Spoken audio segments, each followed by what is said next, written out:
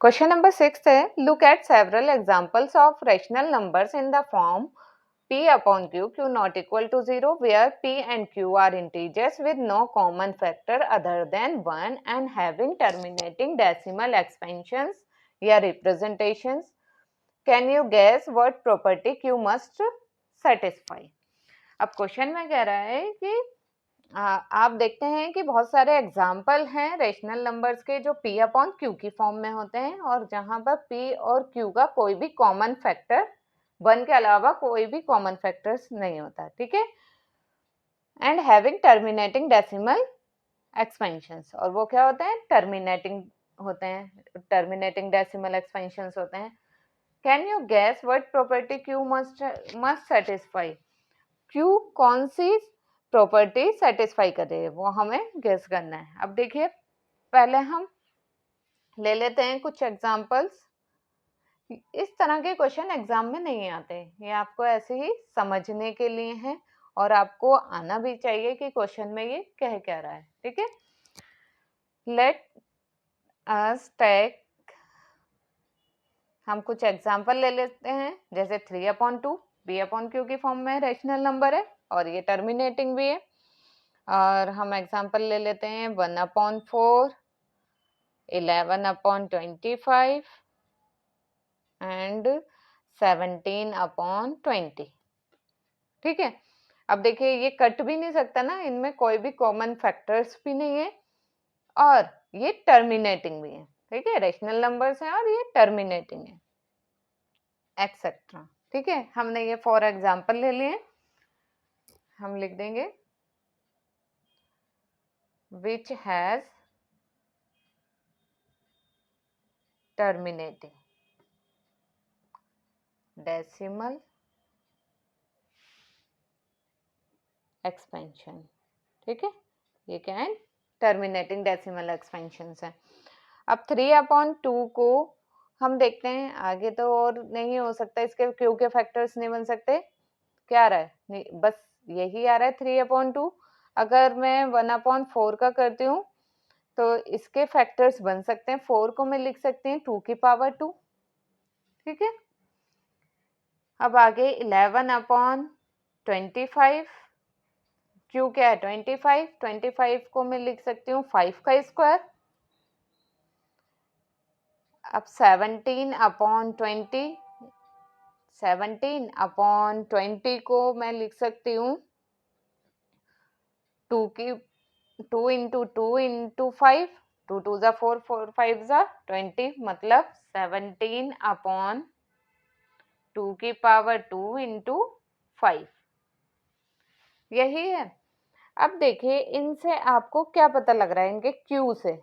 अब इसके लास्ट में क्या आ रहा है 2 और इसमें 2 की पावर 2, ये 5 की पावर 2, ये 2 की पावर 2 इंटू 5, ठीक है। इससे क्या पता लग रहा है, इससे ये पता लग रहा है कि डिनोमिनेटर में 2 या 2 के मल्टीपल में हो, या 2 हो या फिर 5 के मल्टीपल में हो, या दोनों हो, ठीक है, वो नंबर्स क्या होते हैं, टर्मिनेटिंग। हम लिख देंगे we observe that the prime factorization of q, अगर हम q का प्राइम फैक्टराइजेशन करके देखते हैं तो हमें क्या पता लग रहा है, हैज ओनली पावर्स ऑफ 2 और 5 और पावर्स ऑफ 5 और पावर्स ऑफ बोथ, ठीक है। इससे क्या पता लग रहा है हमें, हमने ये ऑब्जर्व किया, या तो 2 की पावर में होगा q, या फिर 5 की पावर में होगा, या फिर पावर ऑफ बोथ, या 2 और 5 की दोनों की पावर में होगा, ठीक है। नेक्स्ट क्वेश्चन नंबर 7 है, right 3 number whose decimal expansions are non terminating non recurring. हमें 3 नंबर्स लिखने डेसिमल एक्सपेंशंस के जो नॉन टर्मिनेटिंग और नॉन रिकरिंग हो। नॉन टर्मिनेटिंग नॉन रिकरिंग कौन से नंबर्स होते हैं?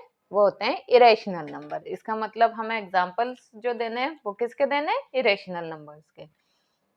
हम दे देंगे 0.0100100001 सो ऑन। ठीक है, ये टर्मिनेटिंग भी नहीं है, ठीक है, और ये एक ही नंबर बार बार रिपीट भी नहीं हो रहा है, तो ये नॉन टर्मिनेटिंग और नॉन रिकरिंग है। इसी तरह से एक और एग्जांपल ले लेंगे 0.202000230002। ठीक है, अब थर्ड एग्जांपल हम ले लेते हैं 3.030030003 सो ऑन। ठीक है, अब नेक्स्ट क्वेश्चन। क्वेश्चन नंबर 8 है find 3 different irrational numbers between the rational numbers 5/7 and 9/11। हमें 3 डिफरेंट इरेशनल नंबर्स फाइंड करने हैं दो रेशनल नंबर्स के बीच में। रेशनल नंबर्स हमें दे रखे हैं 5/7 एंड 9/11। इनके बीच में हमें इरेशनल नंबर्स फाइंड करने हैं, रेशनल नहीं, इरेशनल नंबर। ठीक है, उसके लिए हम क्या करेंगे, पहले 5/7 को डिवाइड कर लेंगे। 5 को डिवाइड करेंगे 7 से। अब ये तो जा नहीं सकता, इसलिए पॉइंट लगा के 0 आ जाएगा, फिर ये 7 पे चला जाएगा 49, माइनस किया ये आ गया 1, पॉइंट लगा इसलिए 0, 7 1 जा 7, माइनस किया 3 30 हो गया, ये 4 पर चला जाएगा 28, फिर 2 आ गया, पॉइंट लगा 0, ये 2 पर चला जाएगा 14, ये बचेगा 6 0, 8 पर चला जाएगा ये 56, आ जाएगा ये 4, पॉइंट लगा 0, अब ये चला जाएगा 5 पर 35। ठीक है, ये आ गया 5। अब जहां से हमने स्टार्ट किया था 5 से, अब ये 5 वही आ गया।